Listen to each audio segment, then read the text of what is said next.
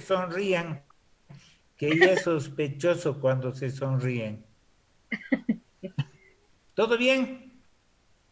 Sí, Sí, gracias doctor. a Dios. Sí, Todo ¿Todo doctor. bien. bien? ¿Y usted cómo bien? ¿Todo bien? Sí, doctor, todo bien.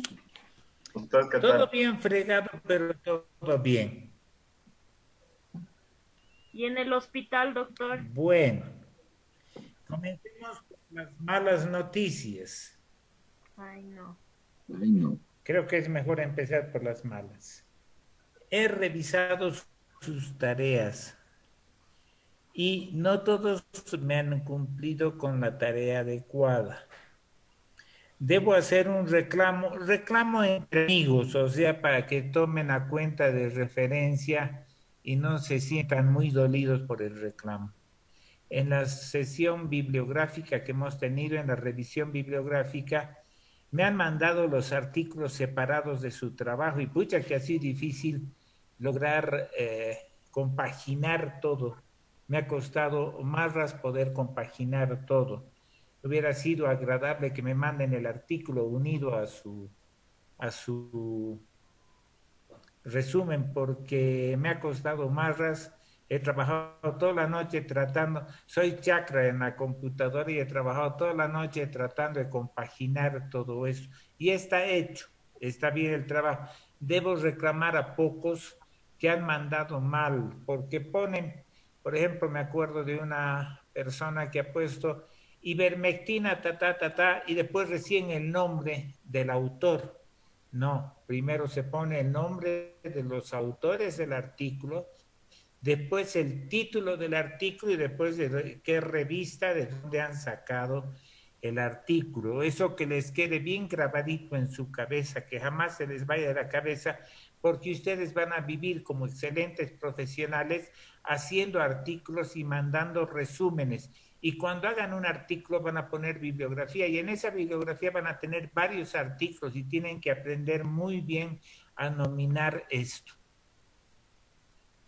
De la tarea número 1, solamente a una persona, no voy a decir nombres, simplemente se va a dar cuenta de quién estoy hablando, no necesito decirlo, que no se llama universitario, supongo que los 33 son universitarios, entonces en vez de su nombre ha venido universitario y después su nombre.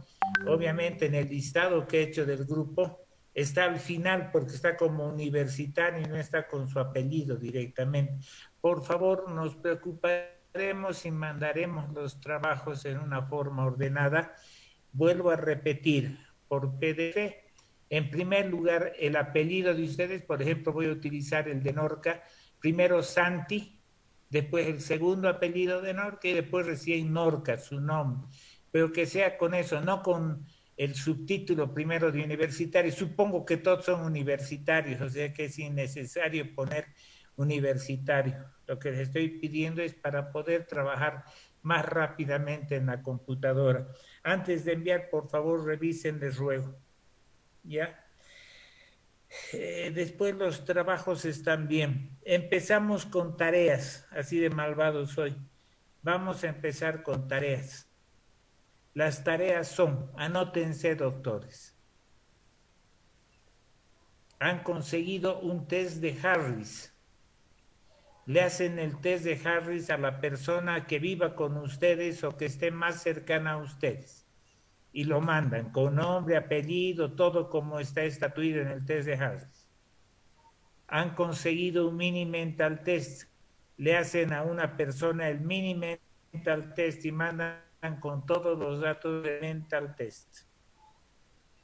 Han conseguido un NIS, un National Institute of Health Scale Stroke, hacen uno a un familiar y lo mandan, así los vuelven a leer. Igualmente un DN4, o sea, tienen que conseguir las escalas, las llenan con el nombre de su familiar y le hacen todo el cuestionario. Doctores, estos son instrumentos de trabajo que la intención es que aprendan a manejarlos, aprendan a estar todo el día con ellos y aprendan a manejarlos. Por lo tanto, esa es la primera parte de la tarea que hacemos hoy. Ahora continuamos con el tema que les dije que íbamos a charlar el día de hoy. que son los exámenes complementarios en neurología. Indudablemente, como en todas las especialidades que ustedes van a rotar, los exámenes complementarios comenzamos por el laboratorio. En neuro, el contar con laboratorio estado de salud del paciente, su hemograma, su glicemia, su creatinina, no son una norma, no son una rutina. Hay que analizar de qué paciente necesito esto y se solicita. Siempre analizando, para eso nos enseñan a pensar. En neurología, otros exámenes complementarios laboratoriales que se puede hacer para el paciente en atención primaria, que es lo que aprendemos en la facultad, son muy pocos. Lo que sí debemos aprender es el examen del hidrocefalorraquídeo. La punción lumbar tiene que hacerla con ustedes por este medio virtual el doctor Soto. Estoy seguro que él se ha puesto en contacto ya para hacer el examen, para enseñarles, para darles un video. Si consigo un video de punción lumbar, les voy a mandar, porque es de ver videos, es de conocer las normas generales para la punción lumbar, contraindicaciones, es de conocer que para hacer una punción lumbar solamente se la puede hacer cuando tenemos el equipo completo y hacer la punción lumbar. No se olviden que en ese equipo completo siempre deben haber tres frascos claros, no pueden ser oscuros, deben ser claros. La punción lumbar nos va a informar sobre el estado del líquido cefalorraquídeo y este estado del líquido cefalorraquídeo nos va a informar sobre la existencia o no existencia de alguna infección en este espacio. Y eso es vital porque vamos a encontrar infecciones de diverso tipo en este espacio, pero no solamente para las infecciones. Y esto que les voy a decir a continuación, acuérdense muy bien toda su vida. La otra causa por la cual un paciente puede llegar a tener rigidez de nuca es la presencia de sangre en el espacio. Por lo tanto, en una hemorragia subaracnoidea habrá rigidez de nuca, eso acuérdense bien. Y la punción lumbar les tiene que definir si hay sangre, si hay infección y, en lo posible, qué tipo de infección es. ¿Cuánto tiempo tiene de vida el líquido cefalorraquídeo? ¿Cuánto tiempo es útil el líquido cefalorraquídeo desde que ustedes hacen la punción? A ver, ¿quién me puede decir una aproximación? ¿Cuánto tiempo vivirá? ¿Cuánto tiempo servirá el líquido cefalorraquídeo fuera de su ambiente? A ver, ¿quién me puede decir?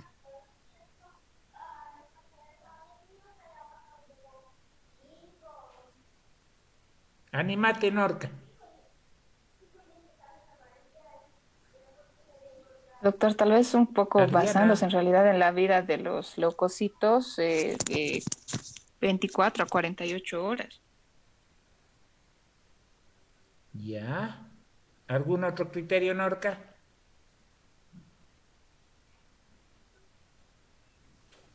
Que podría alterarse, bueno, en ese tiempo, en ese mismo tiempo que he mencionado, podría haber también alteración de la glucosa que está en el líquido cefalorraquídeo también, o de los cristales, entonces lo ideal sería hacerlo antes posible, en realidad, el examen, una vez que ya se ha obtenido. Lamentablemente el tiempo es mucho menor. Tiene solamente 2 horas de sobrevida, 2. O sea, el hacer una punción lumbar a las 2 de la mañana para mandar el líquido a las 8 de la mañana al laboratorio, ese líquido ya no sirve. Y si ustedes están en Palos Blancos y necesitan hacer una punción a las 2 de la mañana porque les llegó el paciente, ¿de qué les sirve hacer la punción lumbar? Hay que conocer el lugar donde se hace la punción, cuál es la técnica de hacer la punción, que la médula acaba en el cuerpo vertebral del lumbar 2, que hacemos la punción más abajo en la línea intercrestal. Todo eso vamos a aprender como norma. Hacemos la punción por abajo de esta línea, de este lugar donde acaba la médula. Por lo tanto, el riesgo es bastante mínimo. Pero solamente tenemos 2 horas. tarea para ustedes. ¿Cuáles son las características normales de un líquido cefalorraquídeo? Eso lo van a encontrar fácilmente. Sabemos que en las características normales del líquido cefalorraquídeo, límpido, transparente, cristal de roca, lo que siempre hemos aprendido. Lo que además vamos a aumentar a esas características son una glucorraquia.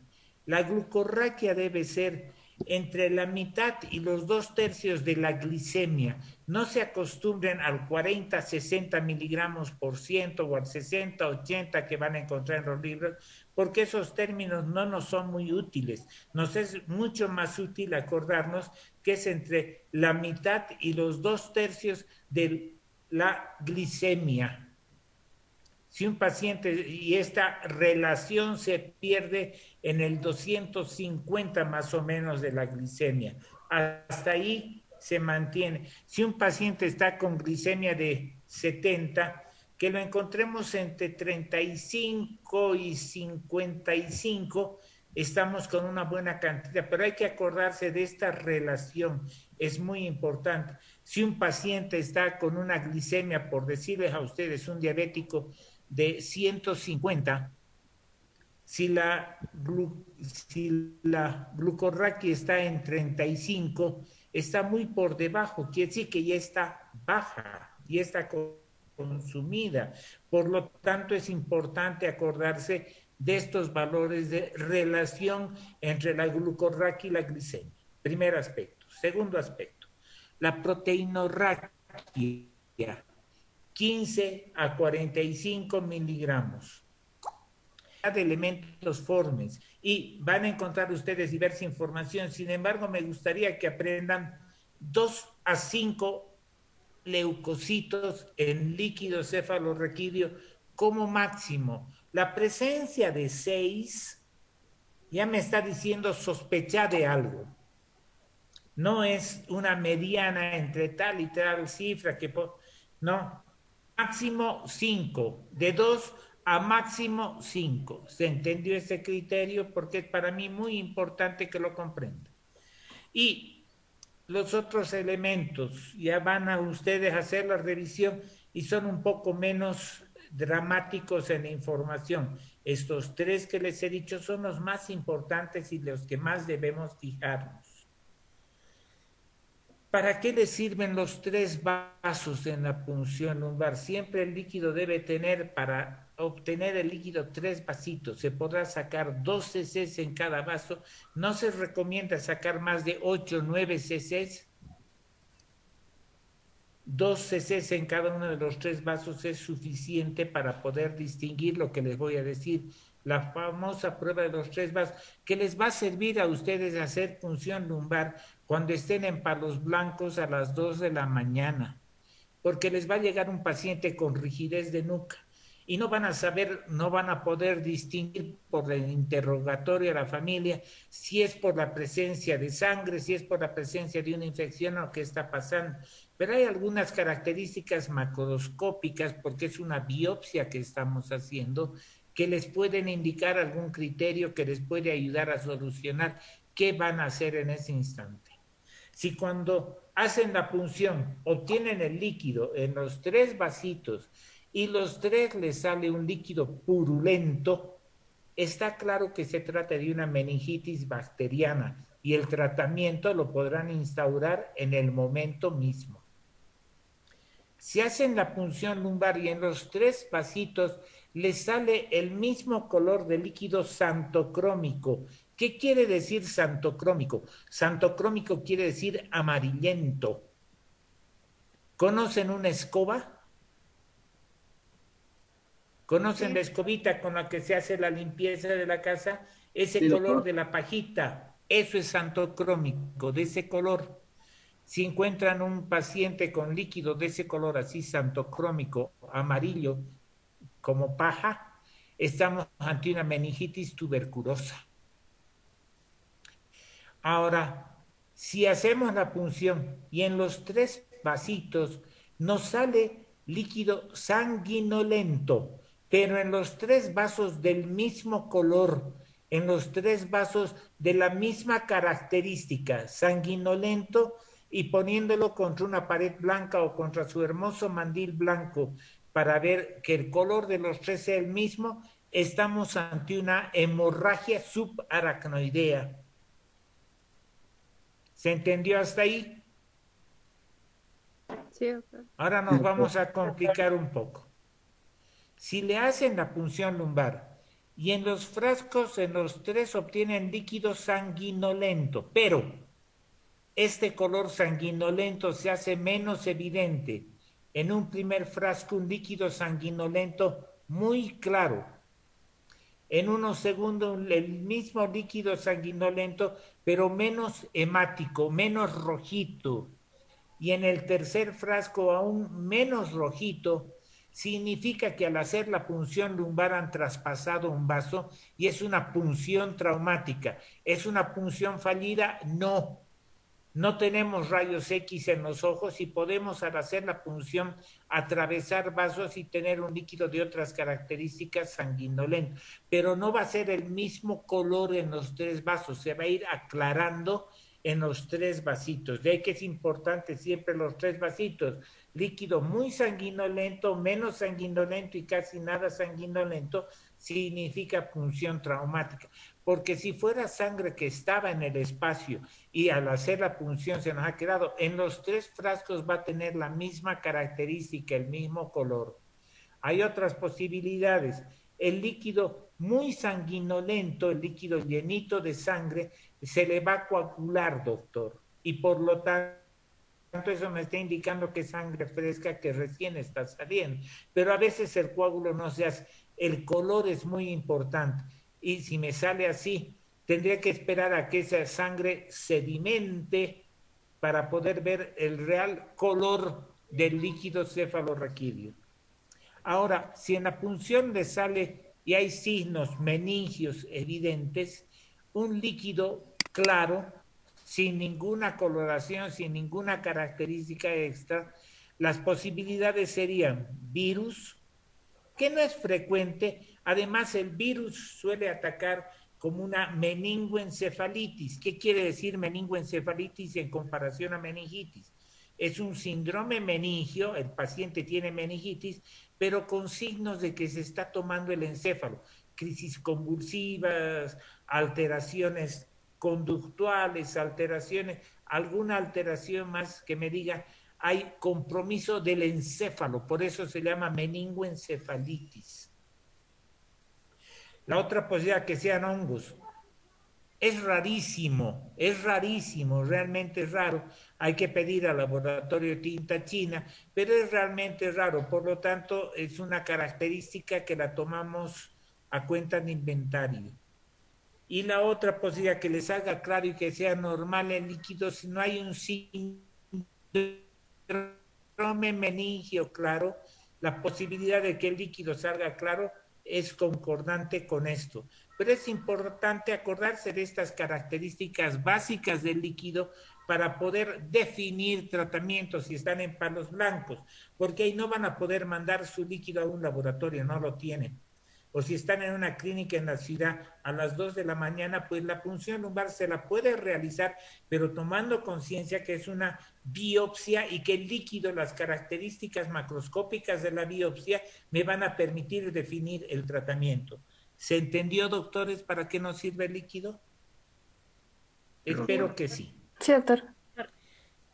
Pasamos a los siguientes exámenes complementarios, que son los imagenológicos. Imagen. ¿Cuál es el primer examen en el que tenemos imagen? La radiografía. Porque en palos blancos no van a tener ni tomografía ni resonancia, hay que aprender la radiografía y es muy bueno que lo aprendamos porque es básico en medicina saber una radiografía. Porque una radiografía de frente y de costado del paciente, una AP y una lateral son básicas. No estoy diciendo las placas especiales que apuntamos con 45 grados para ver la base del cráneo, porque esas son ya placas especiales que yo, que me he formado en los años 80, y practico la neurología desde los 80 hasta ahora. No he visto nunca una. La posibilidad de que ustedes vean unita es muy, muy, muy remota. Por lo tanto, no me interesan tanto las placas especiales para base de cráneo. Sí me interesan las placas generales que ustedes pueden hacer de frente y de costado del paciente, AP y lateral. Tanto en la AP como en la lateral de cráneo podemos delimitar correctamente, ¿se acuerdan? Podemos ver la calota y ya en la parte baja podemos delimitar en primer lugar, una base del cráneo anterior conformada por una base media y una base posterior. El conformada por qué es tarea para ustedes. Pero no estoy diciendo una radiografía de base de cráneo, sino en una AP y en una lateral. ¿Cuáles son los componentes de la base anterior, de la base media y de la base posterior? Es importante que ustedes allí puedan delimitar cuáles son los componentes. Base anterior, base media y base posterior del cráneo. Lo mismo con columna. En columna tenemos radiografía AP y lateral. En la oblicuo se pueden ver los orificios de conjunción mucho mejor, pero me voy a quedar con que ustedes me hagan un repaso de la anatomía de las vértebras AP y lateral también. Con un aditamento más aquí para que les guste un poquito más la tarea. Búsquenmelo en la oblicua. ¿Cómo se ve el perrito de la Chapelle? ¿Se acuerdan del perrito de la Chapelle que les han enseñado en anatomía? Sale en la oblicua, búsquenmela y relaten cuáles son los componentes del famoso perrito de la Chapelle, para darle gustito a la tarea. Básicamente esas son las imágenes. Ahora, a esas imágenes le podemos poner contraste. Hace muchos años atrás, siglos atrás para ustedes, por ejemplo, se hacía una punción lumbar, se sacaba líquido, se ponía aire y se hacía una placa. El aire, como tiene menor densidad que el líquido, se iba arriba y nos mostraba los ventrículos. Yo, en mi práctica profesional, nunca he visto ni una. He visto una de estas placas porque antes de ser médico, antes de ser neurólogo, yo ya viví en la unidad de neurología, ya me la pasaba viendo cosas de neurología toda la vida, ya, y vi alguna vez una placa de estas, pero eso ya no necesitamos saber. Esas son historias que les podemos contar, ya no son necesarias. Lo que sí es necesario es que ya sea en una radiografía simple, AP y lateral, se le pueda poner contraste.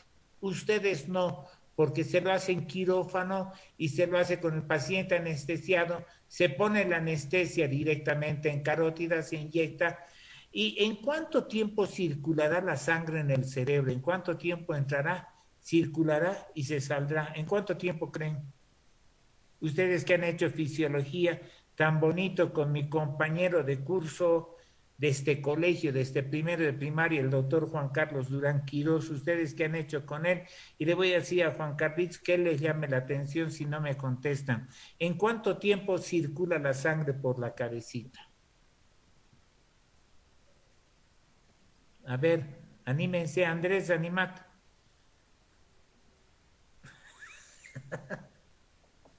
Pues tendría que ser inmediatamente, en menos de un minuto. Son segundos, son tareita para ustedes en cuánto tiempo circula la sangre. Es importante conocer en cuánto tiempo entra, nos da una pintura de la fase arterial, la fase venosa y la fase capilar. Bueno, al revés, arterial, capilar y venosa. Y se sale. Pero actualmente ya tenemos otras placas. Actualmente ya tenemos las angiografías digitalizadas que cuestan un montón, pero que ustedes sí pueden verlas y las van a pedir. Y hay que acordarse cuáles son los vasos que tenemos ahí. Entonces, tareita para ustedes, fase arterial y fase venosa, porque la capilar no se mira mucho, fase arterial y fase venosa de la sangre en el cerebro, de frente y de costado. ¿Por qué les contaba y les decía que hacer una angiografía directa se la hace con paciente anestesiado y en condiciones especiales? Porque los contrastes que utilizamos son sumamente alergénicos y sumamente irritantes, son sustancias yodadas que si lo hacemos con un paciente despierto, lo hacemos convulsionar y le provocamos un dolor atroz, por eso no se hacen en paciente despierto. Ya las digitalizadas se pueden hacer, se pone el contraste de distinta estirpe en el bracito y pinta todo el árbol arterial venoso. Es importante acordarse de estos hechos, que esos contrastes yodados son alergénicos y son sumamente irritantes. En un momentito vamos a ver por qué es importante. De radiografías me interesa que sepan interpretar la calota y las tres bases, AP y lateral. Ahí podrán ver si hay un trazo fracturario, porque les hago recuerdo, y espero que ustedes se preocupen. Cuando ustedes hagan provincia, de repente en su provincia van a tener un equipo de rayos X y van a tener un radiólogo, van a tener un enfermero que sabe sacar placas. Y va a ser una tristeza que ustedes no sepan ver bien una plaquita, que a veces es necesario hacerla. El siguiente examen es la tomografía. La tomografía computarizada. Ya no es TAC, ya no es tomografía axial computarizada, porque ya los equipos modernos ya permiten hacer la reconstrucción de la tomografía computarizada en los tres planos. Se permite que se vea en axial, en sagital y en coronal. Por lo tanto, hay que ir aprendiendo todo esto. Yo les voy a pasar una presentación para que ustedes sepan diferenciar algunos de los elementos básicos en tomo y en rezo.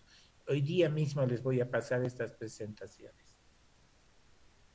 ¿Qué me interesa de la tomografía? Algunos criterios básicos. Uno, ustedes pueden leer una tomografía con sus conocimientos actuales, ustedes pueden leer, porque se dan cuenta cuál es frontal, cuál es parietal, cuál es occipital, cuál es temporal, se dan cuenta. Y para leer hay que saber decir hiper, normo e hipodenso. Denso es lo que utilizamos como lenguaje para tomografía. Ustedes pueden decir perfectamente, doctor, veo en región parietal una imagen hiperdensa o hipodensa, o una imagen hiperdensa con un halito hipodenso. Pueden decirlo.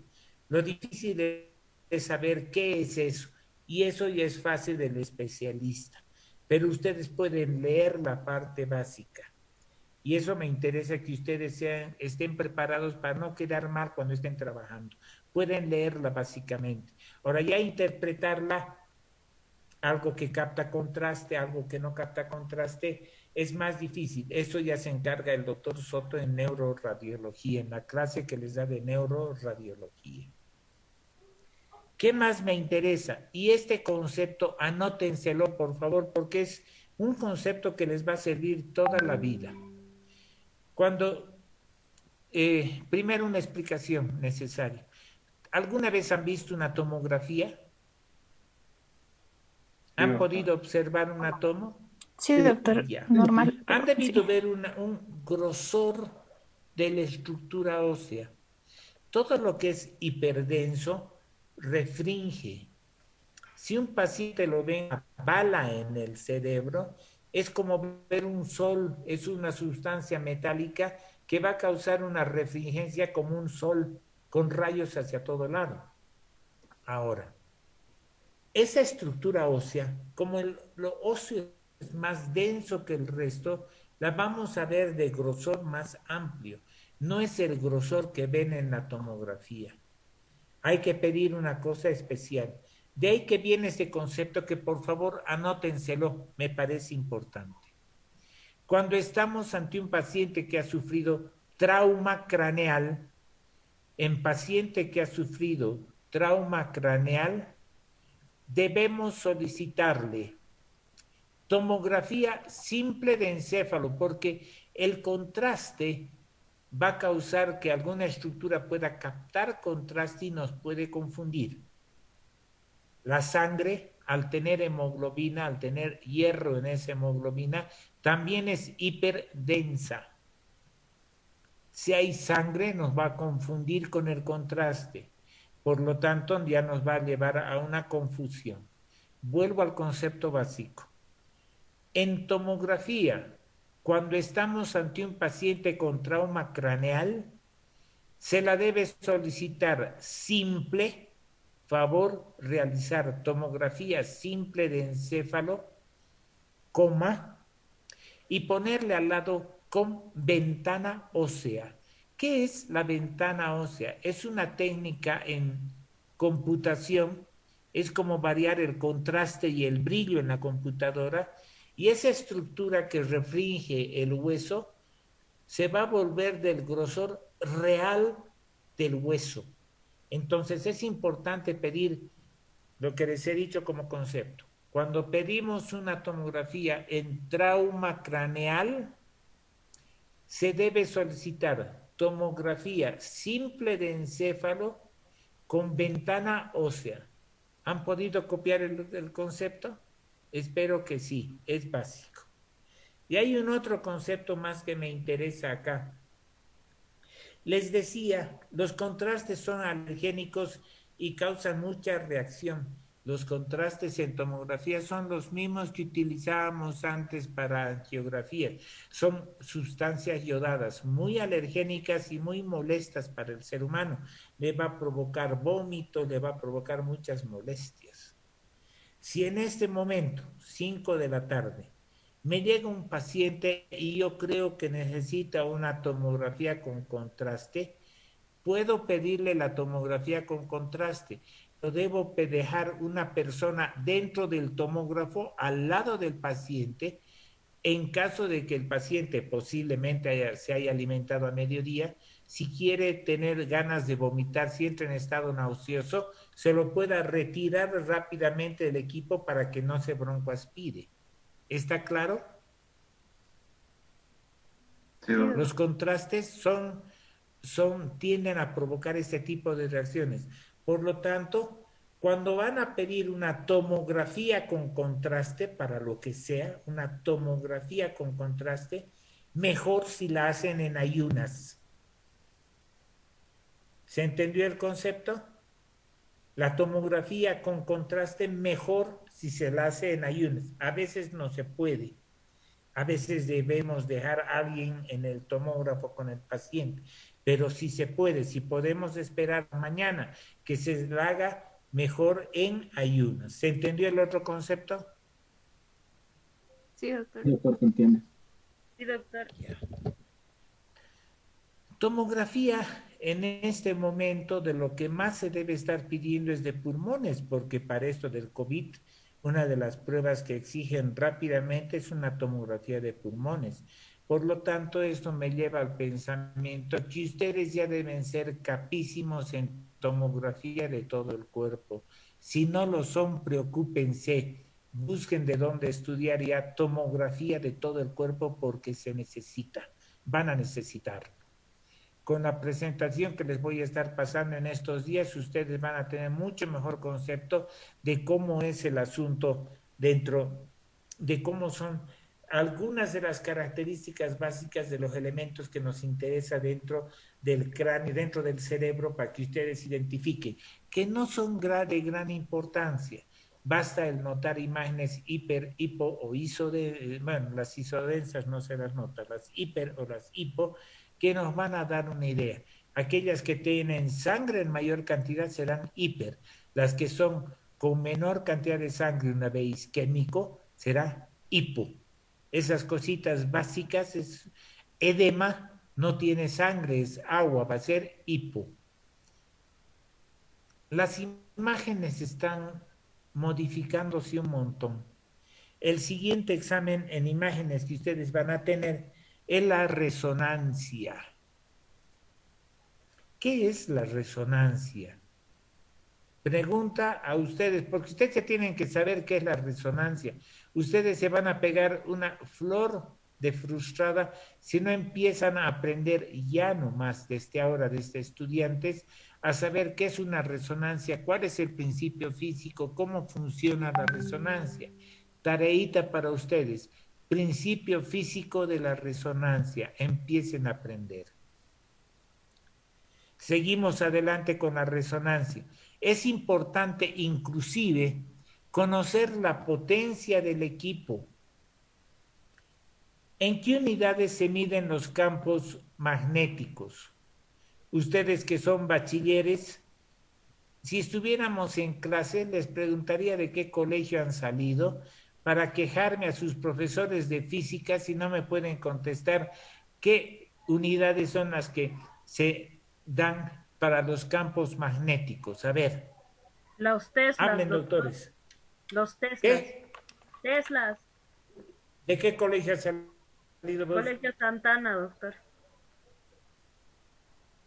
Se puede usar igual. Me voy a comunicar con el profesor o con... ¿Qué? ¿Qué decías, para Andrés? medir también se puede usar lo que es, o sea, está bien uno que es Tesla, otro es Newtons y otro es Coulomb. No. Bueno, Newtons es para pero fuerza los Teslas, pero las unidades, Newton también, es para fuerza, si no me equivoco. Es que en realidad, doctor, cuando hablamos del Teslas Tesla, para básicamente, Teslas y para magnetismo, o sea, para campos magnéticos también se usan los Gauss. Gauss. En este caso, en las resonancias, la unidad que utilizamos son las unidades Tesla. Es importante conocer unidades Tesla. ¿Por qué es importante conocer? Porque, por ejemplo, aquí en la ciudad de La Paz tenemos dos equipos, no me acuerdo el nombre de los centros, que tienen resonadores de 0.25 teslas. Son equipos de campo abierto, solamente tienen así 3 lados del equipo con magnetismo. No tienen los 4 lados, solamente 3 lados. Y son de 0.25 teslas. Para neurología son lo mismo que una buena tomografía, no nos sirven mucho.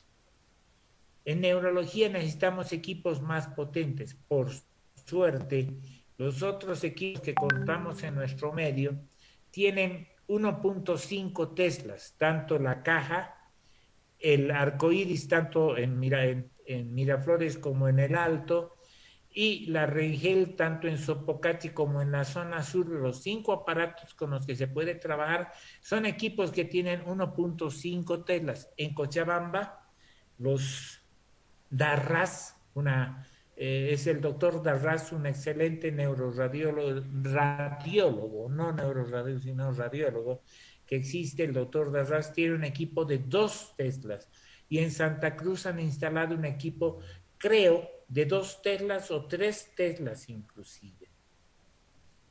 Ahora, con los equipos, primero una cosita más así, que estamos hablando de generalidades.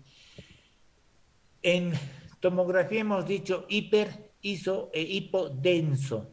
En resonancia se utiliza hiper, hipo e iso intenso. Es hiperintenso, hipointenso e iso o normo intenso. Anótense eso porque es importante conocer terminología. Pero también ustedes pueden leer en región parietal, ve una imagen hiper intensa, quiere decir que está de mayor color. Ahora, ¿qué hace la resonancia? Cuando ustedes van a poner al paciente dentro de ese campo magnético, van a ver ustedes, si alguno de ustedes les han hecho alguna vez una resonancia, además de hacer que se echen en la camilita, les van a poner, si es en cabeza, un casco. De ahí que las personas que tienen claustrofobia no se puede hacer resonancia porque ese casco les tapa totalmente la vista, los encierra. Si la resonancia es de columna, por ejemplo, le van a poner una placa sobre la espalda. Tanto el casco como la placa le llamamos antenas. Es necesario poner estas antenas en el paciente a quien se va a hacer resonancia. Hasta aquí cosas básicas, criterios básicos, cuentitos básicos. Ahora, ¿qué hacemos cuando al paciente lo ponemos en ese campo magnético? Como su nombre lo dice, es una imagen de resonancia magnética o es es magnetismo de resonancia, imagen de magnetismo de resonancia o resonancia magnética nuclear. ¿Qué significa eso? Significa que el momento que le estamos poniendo en el campo magnético, algo del núcleo de los átomos va a entrar en resonancia, va a ponerse en un sentido y va a empezar a resonar, va a empezar a tener algún tipo de resonancia.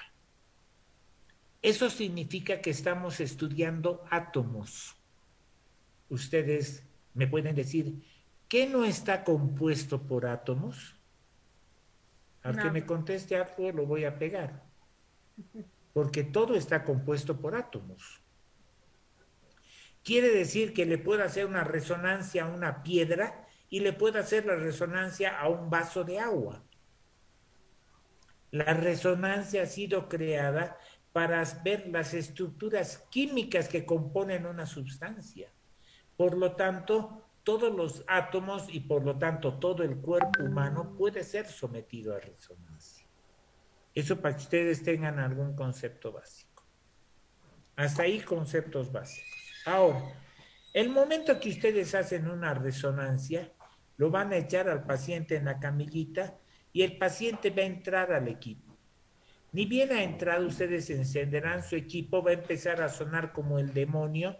No se puede hacer resonancia a las personas que tienen algo metálico. Yo, por ejemplo, tengo mi cadera metálica, no me puedo hacer resonancia. Si una persona tiene marcapaso, no se puede hacer resonancia. Si una persona tiene una placa metálica, no se puede hacer resonancia. No tiene que haber nada metálico, ni siquiera dientes, porque los va a mover. Por lo tanto, hay que preguntar eso previamente. El momento que lo echo al paciente y lo introduzco en la máquina, voy a tener una primera imagen un poco más oscura que una tomografía, un poco más evidente las estructuras que en una tomografía. Y esta primera imagen se llama T1, tiempo 1.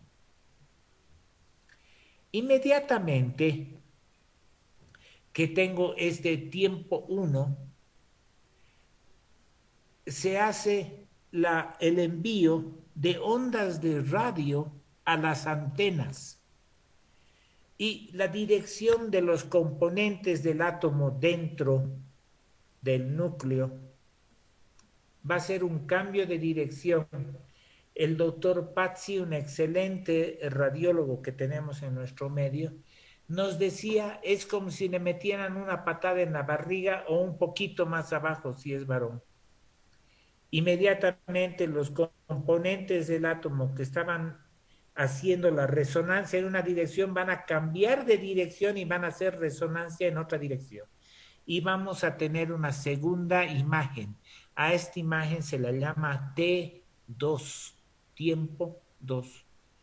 Y es dentro de las imágenes, cuando ustedes vean una resonancia, van a ver que esta imagen de T2 es como si fuera el negativo de la T1. Lo que se veía blanco se va a ver negro y lo que se veía negro se va a ver blanco. Los ventrículos se ven resaltados de color blanco intenso. Todos los equipos, los más básicos, antes teníamos resonadores de 0.5 teslas. Hasta esos equipos básicos contaban con una tercera fase de imágenes, que son las densidades de protones, también llamadas FLAIR, densidad de protones o FLAIR, que los FLAIRes pueden ser entre 1 o 3 que viene incorporado en el equipo. Estos FLAIRes que vienen incorporados en el equipo nos van a dar imágenes de mayor claridad y como su nombre lo dice, es la densidad de protones, es una tercera posibilidad de imagen, pero como les estoy hablando que es un examen que ve los átomos. Si yo la quiero mucho a la maquinita que me ha costado $1.000.000 y le pido con mucho cariño, por favor, maquinita, ya necesito un software especial para esto. Y ustedes saben de software 1000 veces más que yo y se dan cuenta mucho mejor cuando digo un software. El software que está conectado a las máquinas tiene distintos software. Le puedo decir, máquina, por favor, no me leas nada que sea hidrógeno ni oxígeno. ¿Qué estoy haciendo con la imagen? Le estoy pidiendo que no me lea ni el hidrógeno ni el oxígeno. A ver, Andrés, ¿qué querías decir? Pues ya no va a haber nada hipointenso. No. Hidrógeno y oxígeno. ¿Qué está compuesto por hidrógeno y oxígeno? Lo líquido, doctor. Agua. ¿Conocen algo compuesto? Agua, El que es lo agua. principal, doctor. Por lo tanto, el momento que yo le digo, no me leas hidrógeno y oxígeno, estoy deshidratando a la imagen. Ya puedo ver una imagen deshidratada sin ver sin ninguna imagen de edema. Puedo ver la imagen solamente de la lesión. O a la inversa, le puedo decir, querida maquinita, léeme a preferencia el hidrógeno y el oxígeno. Me va a mostrar toda la zona de edema. Por ejemplo, en la enfermedad cerebrovascular, una lesión pequeñita de 2 centímetros puede estar causando edema de todo un hemisferio. Y eso lo podré ver con resonancia. Hay bandas perfusiones, las difusiones. Además, ya está tan perfeccionado el examen. En los equipos que tenemos en nuestro medio de 1.5 teslas, ya tenemos como 12 imágenes distintas de distintas características. La T1, la T2, los flares, difusión, perfusión, ya tenemos otras más, en la cual le puedo pedir a la máquina que me lea las estructuras con grasa o que no me lea las estructuras con grasa, que me lea más bien de preferencia aquellas que son mezcla entre 2 o 3. Imagínense las características, y eso que estoy hablando de equipos pequeños. En los países de la periferia nuestra ya están en 3, 4, 5 teslas. Imagínense la potencia que tienen estos equipos. Y algún trabajo de investigación van a ver que ya en Gringolandia y demás cosas están utilizando hasta de 7 o 9 teslas. Imagínense la potencia. Y ustedes, jóvenes estudiantes de medicina, van a ser médicos en 2 años. Y cuando salgan médicos va a haber ya en nuestro medio equipo de 3, en los países que nos circundan de 5 o 6, y se van a hacer trabajos de 7, 8, 9 teslas. Imagínense la potencia que van a tener esos exámenes y qué nos van a mostrar. Si ya nos están mostrando maravilla y media, lo que nos va a mostrar va a ser una espectacular imagen.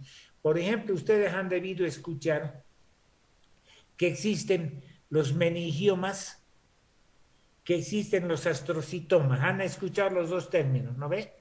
Meningioma, astrocitoma. Uno viene de la meninge, el otro viene de los astrocitos. ¿Tiene la misma composición química un astrocito que una célula meningia? No. ¿Cómo puedo diferenciar un tumor que viene o si es el tumor, o si es el edema, o si es con grasita alrededor? ¿Cómo podré diferenciar?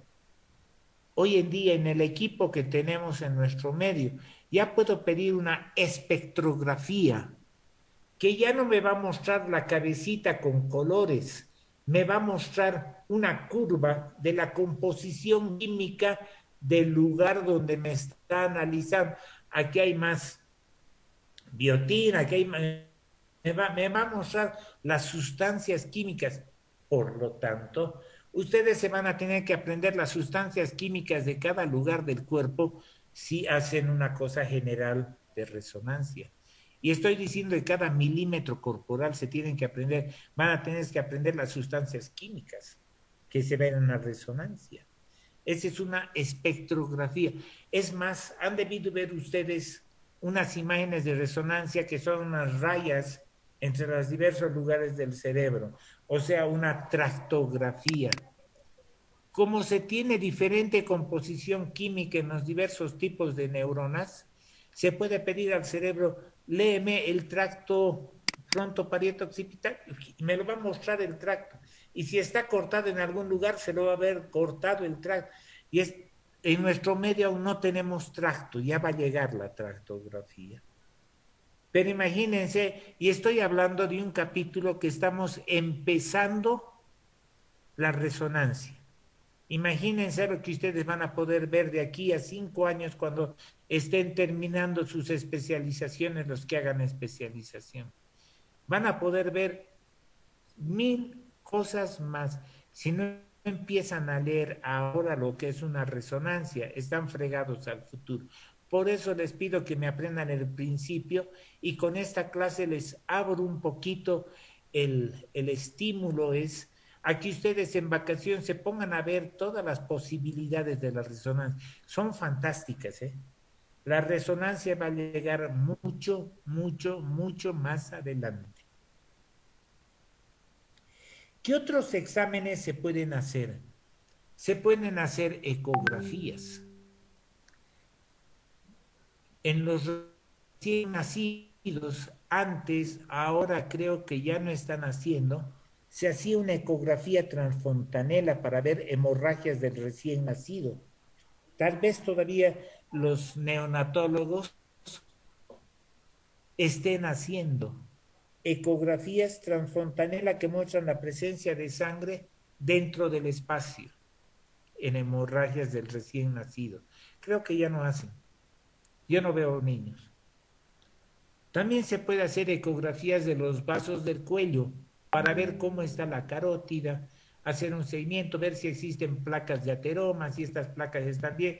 Lo que les hablaba el otro día de una disección arterial, se la nota clarito en una angiografía de vasos del cuello, de ahí que es un examen que hoy en día pedimos frecuentemente. En la cabecita es un poquito más difícil. Justamente, si no me equivoco, tu trabajo, Andrés, es sobre ecografía transcraneal, la bibliográfica que me has mandado. ¿No ve? Algo por No, ahí era el que me has mandado, tu artículo.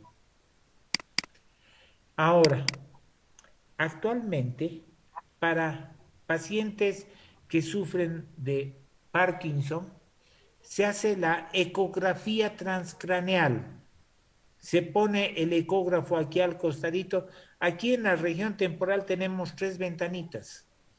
Se pone el ecógrafo ahí y se delimita si existe en los núcleos de la base.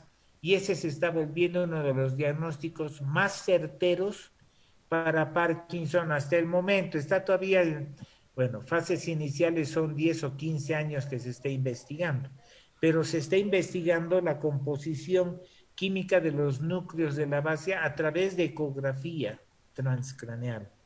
Entonces, la ecografía es otro examen que va a empezar a desarrollarse de una manera brutal. justo o sea, sí hablaba de la hiperecogenicidad de algunos núcleos de la base en mi trabajo, pero era más en base al índice de pulsatilidad para el Parkinson.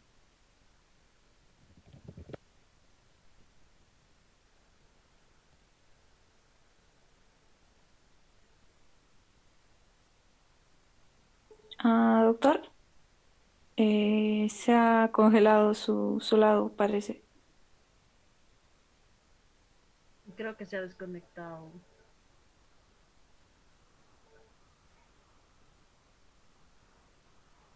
Esto deberías llamarle quizá. Y háblale a su WhatsApp y dile. Sí, se ha desconectado. Ya le estoy llamando, esperen un ratito. Diablos.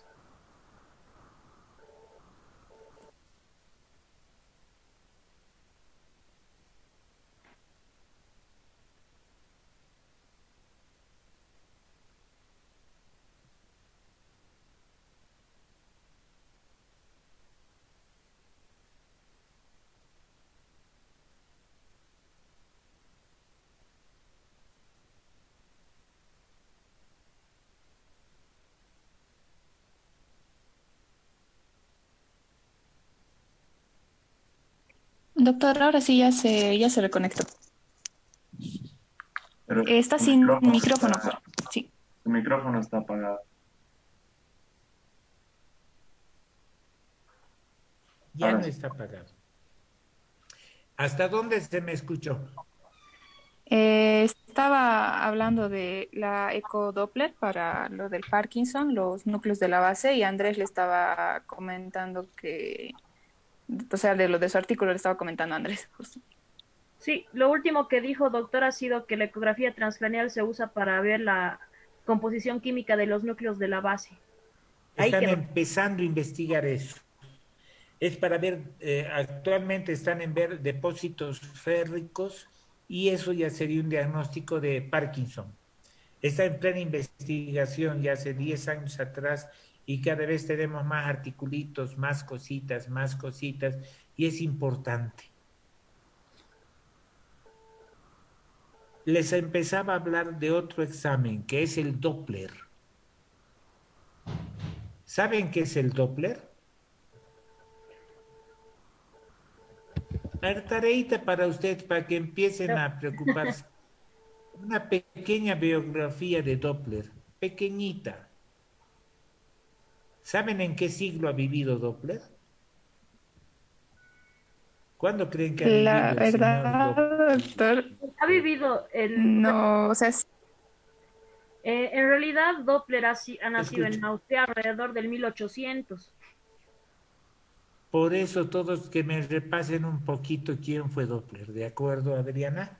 Sí, y o sea, básicamente lo que ha propuesto, y eso lo había aprendido por una serie de televisión, es que el efecto que tiene de las ondas, que conforme más se acercan, tienen el mismo efecto de potencia de reflejarse.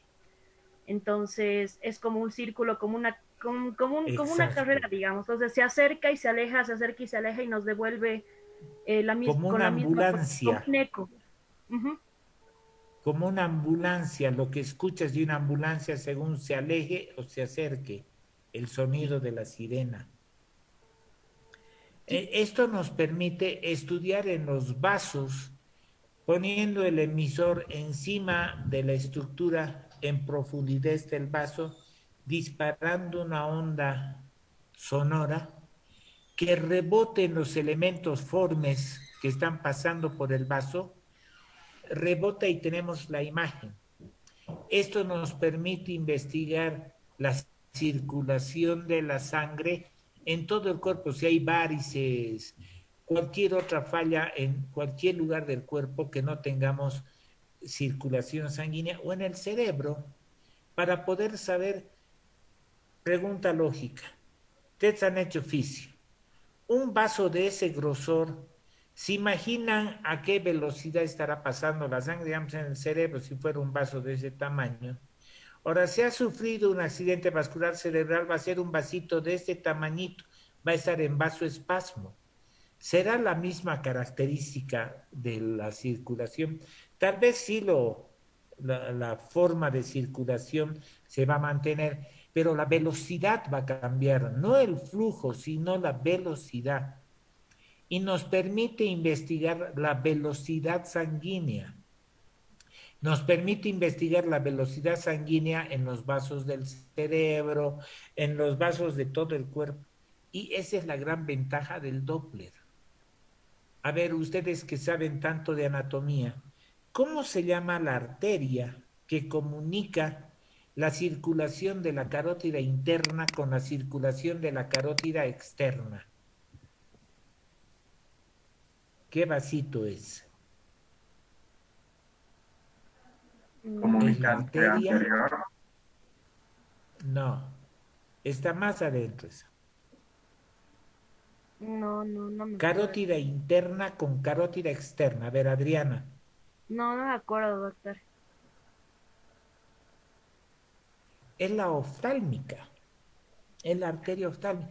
Ahora, ¿qué sentido llevará la circulación en la oftálmica? ¿Llevará la sangre de la externa a la interna o de la interna a la externa? Ahí viene la lógica. de la Creo que de, Adriana, interna a la externa, creo que doctor. de la interna a la externa, doctor. No. Al Sí, revés, ¿no? tienen razón. De la Sí, sí. interna a la externa. ¿Por qué? La presión de la sangre en la carótida interna es más alta que en la carótida externa. Por lo tanto, la sangre va a tender a salir. Cuando existe un accidente vascular cerebral en la zona, puede cambiarse la dirección de la sangre e ir de la externa a la interna para suplementar la sangre. Son los medios de suplementación que tiene nuestro sistema vascular encefálico para complementar su circulación. ¿Se imaginan hacer un Doppler? Una imagen de Doppler de sangre que venía se va a transformar en un Doppler de sangre que se va. Así de importante es este examen. Y es un examen más, muchísimo más viejo que ustedes. Si Doppler vivió en 1800, este examen se ha puesto a hacerse en medicina allá por los años 70, 80. Yo cuando estaba en Francia he hecho Doppler en pacientes en su cabecita, en los pacientes accidentados nos llegaban y hacíamos Doppler vascular en el ojito para ver el tipo de circulación, para ver si existía vasoespasmo y el sonido y la imagen de la respuesta en el equipo nos dice qué está pasando con esa sangre. Así de importante es, hay que conocer el examen. Y hagan ustedes la especialidad que hagan, les va a servir conocer qué es el Doppler, porque un vascular va a necesitar, un internista va a necesitar, un ginecólogo va a necesitar, es decir, ya todos necesitamos de todos los exámenes y tener los conceptos básicos. En imágenes no vamos a poder hacer mucho más, por lo que me voy a pasar a otra estirpe de exámenes, a otro grupo de exámenes, que son los neurofisiológicos. Como su nombre lo indica, neuro, nervios, sistema nervioso, fisiológicos, funcionamiento. Son los exámenes que nos hablan del funcionamiento del sistema nervioso. Básicamente tenemos tres exámenes: el electroencefalograma, la electromiografía y los potenciales evocados. Tres. El electroencefalograma en primer lugar. El electroencefalograma nos da información de la actividad eléctrica de la corteza encefálica. El nombre está mal utilizado, porque debería ser electrocorticoencefalografía, porque nos habla solamente de la corteza. Electroencefalograma. El electroencefalograma empezó a desarrollarse allá por los años 1910. El 20 se tenía una idea más clara. Claro, la historia del electro es mucho anterior, 1700, Catón en Liverpool y demás cosas, pero ya como certeza, 1910 ya algún esbozo. En 1930, Berger es el primero que pone en funcionamiento un equipo de 4 canales. La electroencefalografía nos da la actividad eléctrica del encéfalo. El encéfalo tiene básicamente 4 actividades. Tareita para ustedes. ¿Cuáles son estas 4 actividades? Alfa, beta, gamma y teta. Van a encontrar muchas otras, las ondas pi, las ondas mu, las ondas sigma, que no son las básicas. Hay que conocer las 4 básicas y aprender básicamente que en el cerebrito la actividad alfa se va a ir sobre todo a la región posterior del cerebro. El electro se hace con el paciente en reposo físico y mental, ojitos cerrados y sin pensar en nada. Dura 30 minutos. Debe ser hecho por alguien que sepa hacer electro. Les cuento, la licenciada Yugra, que hace conmigo electros en el IVA, cuando yo he llegado a hacer electros, cuando era estudiante de medicina, el 75 yo he tomado contacto con neurofisiología. El 75 he empezado a ver electroencefalogramas, o sea, estamos hablando de 45 años atrás. Cuando yo he llegado a ver electros, ella ya estaba haciendo electros. Y sobre eso el doctor Barragán ha tenido la pertinencia de mandarla a que haga 2 años de entrenamiento en Francia sobre cómo hacer exámenes neurofisiológicos. O sea, Gloria sabe hacer exámenes neurofisiológicos y lo sabe hacer muy bien. Debe ser una persona que sepa, no es de poner el algodoncito y poner el electrodo, eso lo puede ser un albañil, pero no lo va a hacer bien. Tiene que ser interpretado por una persona que ha hecho, la neurofisiología es una especialidad de 5 años para tener el título de neurofisiólogo. Quienes nos hemos entrenado durante 45 años consideramos que algo de neurofisiología sabemos. Hemos empezado juntitos en el mismo grupito, el doctor Durán, el doctor Laforcade y mi persona. Juntos los tres hemos empezado a hacer electros y a hacer neurofisiología. Alguito nos acordamos de haber estudiado todo ese tiempo y de ahí que podemos decir que algo de neurofisiología sabemos. Tiene que ser una persona con mucho entrenamiento. Por usted se han hecho electrocardiografía y en electrocardiografía son espacios totalmente matemáticos, 0,12 milisegundos, 0, son espacios típicos, son fijos. En la electroencefalografía es el impacto de la vista a todo el trazado que nos va a dar la información de qué estamos viendo. Entonces hay que tener un entrenamiento básico en neurofisiología. El electroencefalograma, les decía, entonces tiene la actividad alfa en regiones posteriores que se va haciendo un poquito más lenta yendo hacia adelante, pero manteniendo cierta ritmicidad, volviéndose teta en regiones temporales y a regiones frontales ya no llega casi nada de la actividad. Hacemos activaciones, como que el paciente abra los ojos, y eso va a ocasionar que el ritmo alfa se corte, se borre, y el momento que cierre los ojos va a volver a aparecer ritmo alfa. Yo sé que la computadora o el teléfono les da muy poca luz, pero si ustedes pasan su manito, cierran sus ojitos y pasan la mano por delante de su carita, van a sentir que cambia la luminosidad, más aún si tienen una luz cercana, con los párpados cerrados. O sea, el electro se hace con párpados cerrados. Primero el abrir los ojos y el cerrarlos, la estimulación luminosa intermitente. El ser humano tiene una característica que hace mucho seguimiento a la luz. Si yo les hago en la computadora en este momento un estímulo a 16, 18 ciclos por segundo, ustedes van a empezar a mover los párpados o la manito o la patita al mismo ritmo del estímulo. Me paso a 20 y se va a perder. El cerebro tiene ese fenómeno de seguimiento a la luz. Entonces hacemos estimulación luminosa intermitente a 50, 60 ciclos por segundo para que el paciente veamos si tiene alguna respuesta. Le estimulamos, le hacemos hiperventilar. ¿Qué ocasiona la hiperventilación? Una alcalosis respiratoria. Y esto ocasiona que el electro de cierta actividad se lentifique notoriamente. No cambia el tamaño de las ondas, se hacen más grandes, pero además se lentifica una actividad alfa que estaba, por decirles, en 11 ciclos, se vuelve una actividad teta de 6 ciclos por segundo.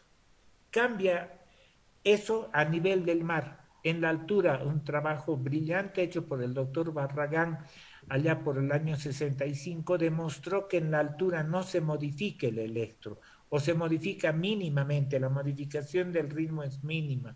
Es un trabajo muy interesante. El electroencefalograma debe ser hecho por un experto, interpretado por un experto, y quien lo está solicitando y quien lo está interpretando debe saber qué está recibiendo. Está recibiendo la información de qué tipo de actividad, una actividad irritativa, una actividad lesional, para tomar el camino que aconseje cada una de estas. Los electros duran media hora, pero hoy en día se puede pedir electros prolongados de 1 hora, 2 horas, 3 horas, 4 horas, 6 horas, 8 horas, porque si se hace media hora, un paciente con crisis epiléptica puede tener una cada mes o cada 6 años. Entonces, en media horita la posibilidad que se presente algo es baja. ¿Qué tal si le pido un electro prolongado? 8 horas. La probabilidad es mayor. Ahora, si le pido un holter electroencefalográfico de 24 horas, la posibilidad será más amplia. El electro se ha ido mejorando en eso. Uno. También hay otro examen que se creó al medio allá por los años 80, que es el ver en los picos qué tipo de actividad se está produciendo. No es muy útil, no nos da demasiada nueva información estos exámenes, el mapeo cerebral. No nos da mucha mayor información. Pero sí, se ha visto que la actividad hemos dicho que es solamente cortical. Ahora, hay una cosita antes de lo cortical o no. Si veo un paciente con crisis epiléptica, quiero saber exactamente en qué lugar del cerebro está empezando esa actividad. Y para eso, ¿qué tal si le pongo los electrodos y lo filmo con una camarita? Y el momento que el paciente esté empezando a tener una crisis, me fijo en el electro dónde está esa actividad, si se está iniciando o no. Y a eso se llama un video EEG. El video EEG, lo que más se está haciendo hoy en día en todo el mundo, se hacen videos de horas, inclusive de días de filmación del paciente. Y para ver lo que les decía, si es cortical o más en profundidad, puedo hacer electros que dan mucho mayor información, que se llama magnetoelectroencefalografía. Los equipos de magneto están todavía en 2-3 millones de dólares y no son de demasiada información, hay que ser muy experto para informarlos, va a tardar mucho en llegar, pero existe la magnetoelectroencefalografía. No es un examen nuevo, ¿eh? Cuando yo estaba en Francia y he visto magnetos, he conocido el equipo no interpretación porque es mucho más complicado. Con eso, la etapa de electro lo tenemos concluido. Nos vamos al segundo examen, hemos dicho 3, electro. Electromiografía. La electromiografía son 2 exámenes. La electromiografía propiamente dicha, en la cual se introduce en el músculo un electrodo, una aguja con un electrodo, son agujas especiales con un electrodo. También se puede poner una plaquita encima del músculo, no es tan efectivo. Lo correcto es hacer con agujita que perfore el músculo, que se entre al músculo, y voy a obtener la información de funcionamiento del mismo músculo. Me va a dar la actividad muscular propiamente dicha. Por eso se llama electromiografía propiamente dicha, porque investiga la actividad muscular del propio músculo. Una actividad, ustedes han debido ver en sus libros, porque creo que ya no hacen la práctica de fisio de la patita de la rana contraída con electricidad, ya no hacen esas prácticas, nosotros hacíamos eso y sabíamos, esa actividad del músculo muy rápida se llama interferencial. Esa actividad en la que tiene todo músculo cuando se contrae, es una actividad sumamente rápida. A las actividades de menor velocidad, que puede ser ya intermedia o nula en el caso de una lesión muscular. El otro examen de la electromiografía es la velocidad de conducción nerviosa. Para que me entienda, si una persona se ha caído de manito y se ha hecho una fractura aquí, como ustedes saben, aquí tenemos gran cantidad, tenemos un paquete vascular nervioso que pasa. ¿Qué tal si ese paquete se ha visto comprometido? El nerviecito puede estar comprometido, entonces, ¿qué tal si yo hago un estímulo eléctrico acá y recojo la información acá? Voy a ver a qué velocidad se ha conducido, si ese nervio al medio está dañado o no. Normalmente, yo sé que ustedes conocen perfectamente bien la velocidad de conducción de cada fibra, pero si unimos varios tipos de fibras en un solo haz nervioso, en un solo nervio, la velocidad media de conducción nerviosa es de 50 a 60 metros por segundo. Si ese nervio se encuentra dañado aquí al medio, esa velocidad se va a ver alterada. Por ustedes se acuerdan que la conducción es saltatoria y si se ha dañado la mielina, no va a tener que saltar y se va a tardar en pasar el estímulo de aquí, del bracito a la mano. porque aquí tenemos una lesión. Si se ha dañado la mielina, vamos a tener actividad de un nervio desmielinizado y por lo tanto lenta. A la inversa, si se ha dañado el axón, si el daño del axón, obviamente si hay sección no va a pasar la información, pero si hay una lesión axonal, la actividad se va a hacer de baja amplitud, va a pasar la información, pero no va a tener la amplitud suficiente. Son conceptos básicos que les doy. Ahora, ustedes saben, tengo aquí la distancia entre los dos lugares, entre el lugar del estímulo y de la recepción. El aparato me dice en cuánto tiempo ha ido, con una cinta métrica mido la distancia. Si tengo el tiempo y tengo el espacio, puedo sacar perfectamente la velocidad. Y lo que nos interesa es la velocidad de conducción nerviosa. ¿Se entendió lo que les dije, doctores? Sí, doctor. Ya. La velocidad de conducción nerviosa, eso es lo que investigamos en este examen. El tercer examen son los potenciales evocados, que puede ser visual. ¿Potenciales qué, perdón, doctor? Evocados. Ya. Evocados, potenciales evocados. Gracias, no le escuchaba bien. No hay problema.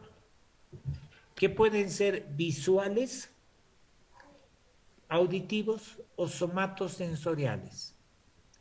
Ustedes se acuerdan de sus conocimientos de anatomía, que la vía visual empieza en el ojito y termina en la región occipital del lado contralateral, ¿no ve? Sí, doctor. Si yo hago un estímulo aquí adelante, una luz intensa o un cambio de luminosidad aquí adelante, eso va a detectar la región occipital. Haré el estímulo aquí, pongo el electrodo aquí atrás y voy a ver diferentes tipos de ondas. La P100, distintos tipos. No le viene tanto a analizar los tipos de onda ahora. Sí decir que hay una onda P100, que puede haber una P75 previamente, o que empieza ahí, ¿ya? Lo importante es esa P100. Los potenciales evocados auditivos son aún mucho más claros, porque van haciendo etapas. En primer lugar, la recepción del nervio, y cada segmento del trayecto va a tener una velocidad y un tiempo distinto. En un recién nacido, los ojitos están cerrados, ¿no ve? Pero como les decía, si ustedes tienen una luz intensa y pasan su manito por delante de la luz, el niño, el recién nacido, va a tener un estímulo visual de cambio de luminosidad y eso puede investigar en las regiones occipitales cómo está llegando. O puedo ponerle audífonos y hacerle un sonido subsónico y puedo investigar en la región parietal del lado contralateral cómo está llegando el sonido, en cuánto tiempo y con qué estadios y en cuánto tiempo entre los diversos estadios. Esos son los potenciales evocados. El potencial evocado somatosensorial consiste en hacer un estímulo, por ejemplo, aquí en la manito, que se mueva la manito. Y eso, si ustedes se acuerdan la vía, va a ir por el nerviecito, va a llegar a la médula, va a entrar a la médula, va a ascender por médula cervical, tronco encefálico, y después de tronco encefálico se va a cruzar y va a venir al lado contralateral. ¿Se acuerdan de esa vía sensitiva? ¿Se acuerdan básicamente? Ya. Si ustedes se dan cuenta, los potenciales evocados, tanto visual, auditivo y somatosensorial, es el único examen funcional que pasa tronco encefálico, porque la resonancia, la tomografía, me informan cómo está la actividad, cómo está la estructura anatómica. Es verdad que se puede hacer exámenes funcionales, le puede hacer una tomografía con emisión de positrones o una tomografía por emisión de fotón simple o una resonancia con un contraste para ver cómo está funcionando esto o aquello, pero estoy viendo actividad regional, no estoy viendo el funcionamiento de tronco encefálico. Los únicos exámenes que me informan cómo funciona el tronco encefálico si funciona o no son los potenciales evocados. Esa es su gran importancia. En muerte cerebral, por ejemplo, como la actividad básica del encéfalo está dada por la activación que tenemos en el SARA y su repercusión en corteza, el electro se podrá hacer, ya no se utiliza mucho, pero la actividad básica en el sistema reticular activador ascendente me lo va a dar tronco encefálico. Y la única forma de saber si esa región está funcionando son los potenciales evocados. El auditivo pasa por tronco, el visual por la parte superior, pero el auditivo pasa por tronco encefálico y el somatosensorial pasa directamente por todo tronco. Son los únicos exámenes que me dan funcionalidad de tronco encefálico. Esa es la gran importancia de los potenciales evocados. ¿Se entendió el concepto, Adriana? Sí, doctor. Ya. Con eso, doctores, ustedes verán, tenemos líquido cefalorraquídeo, imágenes de radiografía, tomografía, resonancia, ecografía, Doppler, neurofisiología. Tenemos una cantidad de exámenes atroz para hacer en neurología. Cuando estén ante un paciente, no le van a pedir todo. Tienen que sentarse y definir cuál de toda esta gama le van a solicitar. Esa es la intención de esta clase, darles un panorama general de todo lo que tenemos para poder hacer las cosas. Bueno, doctores, con eso el día de hoy yo me doy por satisfecho. Espero que ustedes también. ¿Tienen alguna pregunta? Por favor, háganla. La tareita que les estoy dando hoy día, que sea por favor para el día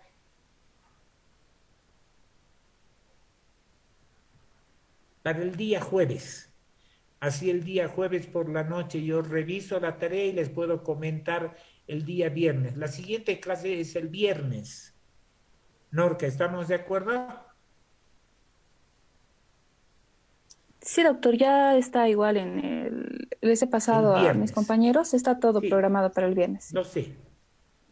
Entonces, para eso bueno. necesito las tareas que les he dado previamente a los grupos es el miércoles. Hoy día me tienen que mandar la tarea 2. Y esta tarea, que sería la número 3, por favor, para el día jueves. Jueves. Así puedo revisar por la noche y el viernes les comento. ¿Estamos? Sí. Está bien. ¿Alguna pregunta? Está bien, doctor. Sí, doctor, yo ¿Alguna tengo pregunta? una pregunta. A ver. En el caso de que nos ha hablado sobre las excepciones para no realizar una resonancia magnética en pacientes, ya sea porque tienen marcapasos o alguna prótesis metálica que no sea de titanio, ¿cuál es un estudio alternativo que puede reemplazar, digámoslo así, a la resonancia magnética? No hay, la tomografía, lo único. No hay otro. Ya. Obviamente, digamos, puedo hacer un electro, puedo ver potenciales evocados, puedo ver un montón de cosas, pero no hay otro examen parecido. Ya. Está bien, doc. Gracias. ¿Alguna otra pregunta más?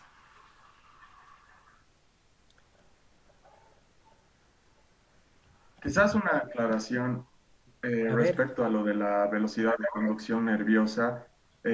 Cuando hay una lesión axonal, va a disminuir el potencial, mientras que cuando hay una desmielinización, la amplitud. La amplitud del potencial. Y cuando hay lesión, o sea, cuando hay desmielinización, disminuye la velocidad. La velocidad. Ah, perfecto, mil gracias. Correcto.